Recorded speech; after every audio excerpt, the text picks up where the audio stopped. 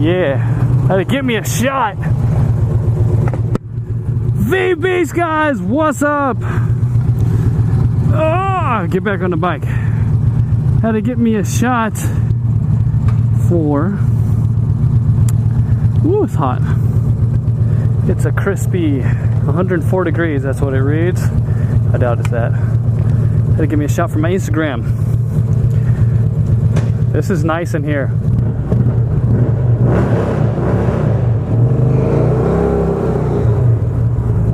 Little burnout. They probably don't like that. I need to wear these tires out. I hate the tire that's on the back of this thing.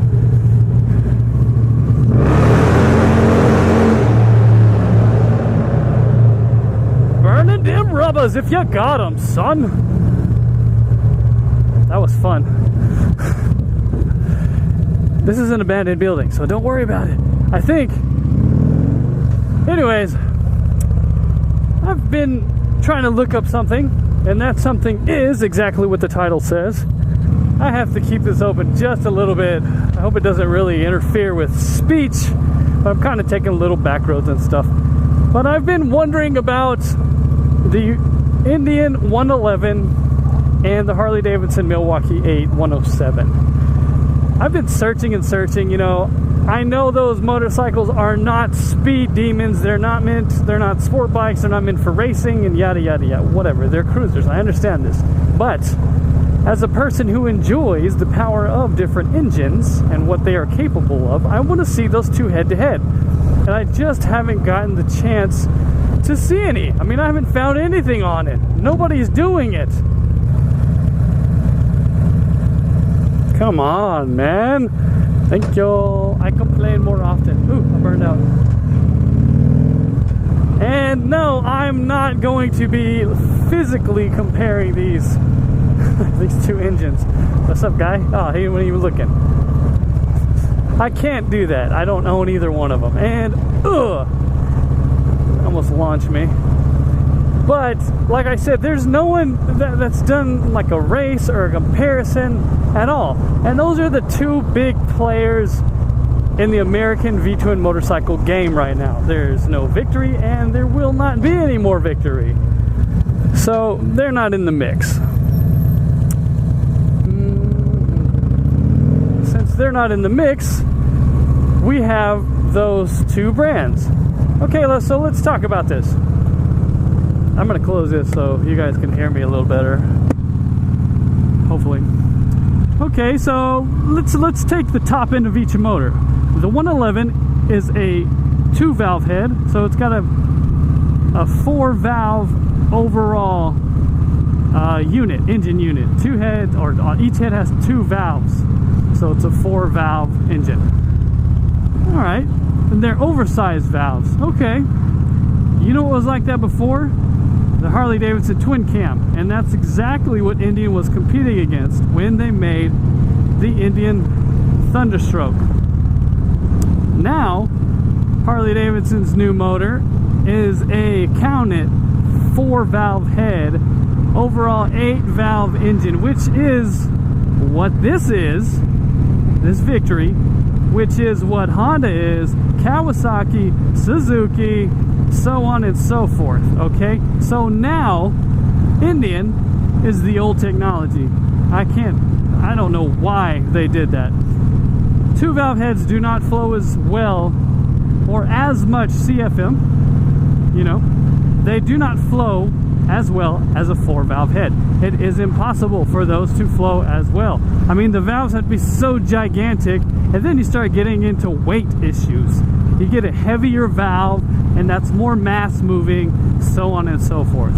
So the Harley Davidson has a superior head design. Totally, no doubt about it. It can utilize, with the 4 valves, a cam could be utilized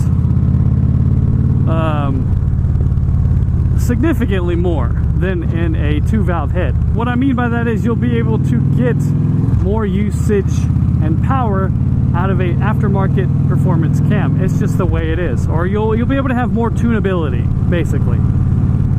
You're limited with a 2-valve head. So let's go down. They both are pushrod engines. They both are air cooled. Harley Davidson says air cooled, liquid cooled, whatever. I mean, they're big. They're air cooled, for crying out loud. All right. So, all right, guy. Moving down, the pistons. They're pistons. The connecting rods are connecting rods.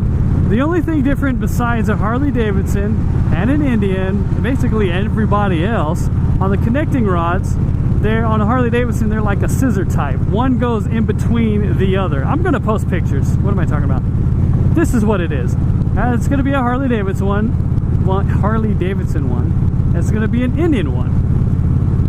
So, you know, that's a difference.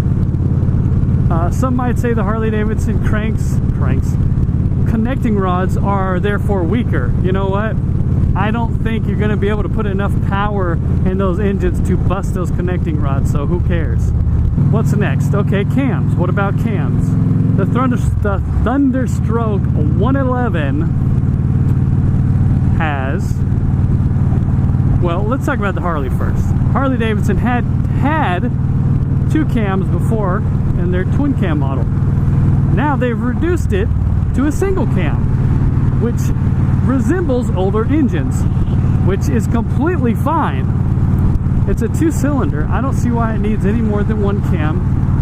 There's not going to be too much benefit, and since they're running a 4-valve head, that cam is going to be fully utilized. I mean, it's a simple design. I like the simple design. It's great. The Thunderstroke from Indian utilizes, I'm all like blah blah blah blah blah. I need to go blah blah blah blah blah blah. Yes, I'm talking all funky today. I'm very thirsty. It's 100 degrees outside, people. The Thunderstroke utilizes 3 cams. Yeah, three cams. That's pretty cool. Ooh, that is a sweet truck. Sweet Chevy. Yeah, when Indian decided to make the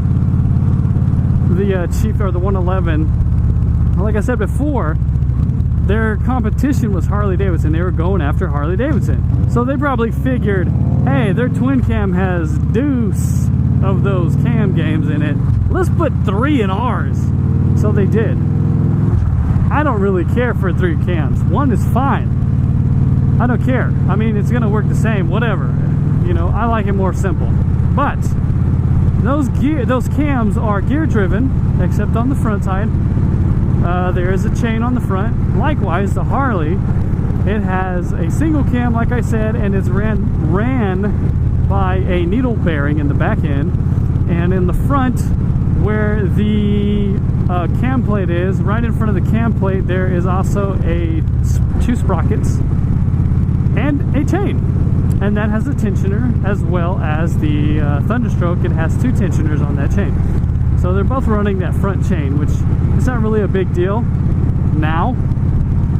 Before, like on the twin cams, some twin cams had faulty ones.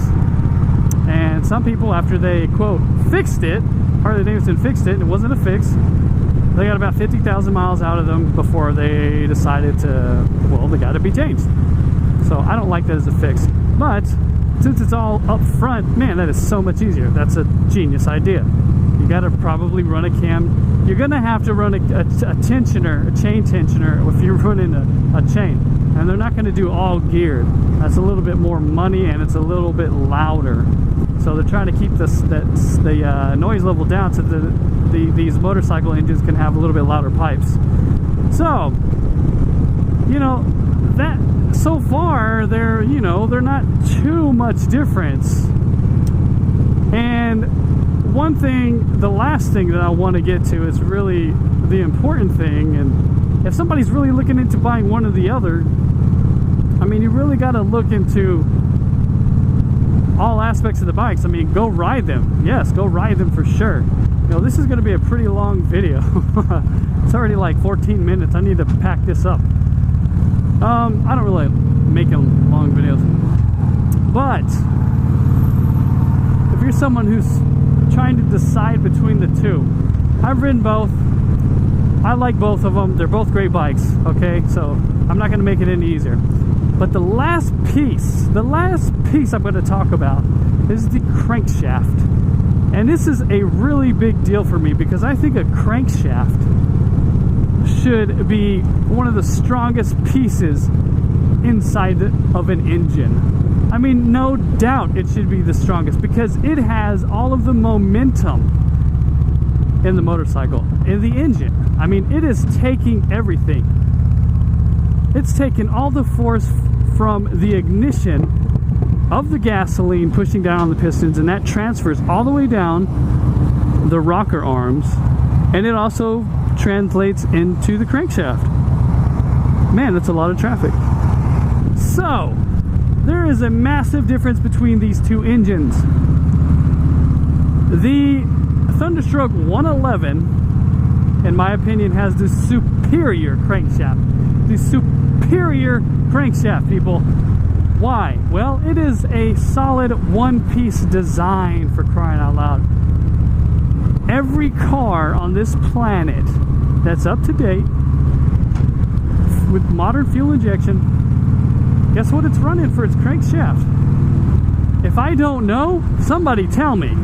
But from what I can see and from what I know about vehicles, all the vehicles are running solid crankshafts, which are machined balanced, okay? Harley Davidson is running a three-piece crank, a three-piece, taking everything that the engine has to offer directly on it, piece crank.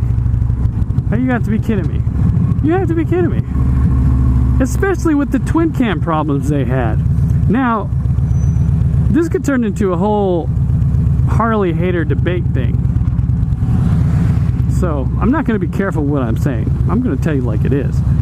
Harley Davidson had issues with their crankshafts. Now, it was not with all of them. It was with some engines that would get out of true on the pinion shaft and tear the pinion shaft up, and some of the engines went out of time so bad that the pistons slapped the valves and basically grenaded the engine. It was no good after that. So that's that. Okay, that happened, and it was a small portion of that twin cam era. So, and that problem was linked to the three-piece crankshaft. People run them so hard, they just fell apart. But apparently, and I've been trying to find pictures, but yet I cannot find any pictures or measurements of the pin that is in their three-piece crank. I can't find it. I want to find it so bad. I've been looking, I can't find anything. I can't even find a used one so that I could possibly ask them what's the measurement of the pin? I mean, what is it? So I can't find that. So the only thing I came across was a write-up, and the guy says that the pin, and Harley told him that the pin in the crankshaft is significantly bigger, and the way that it is pressed together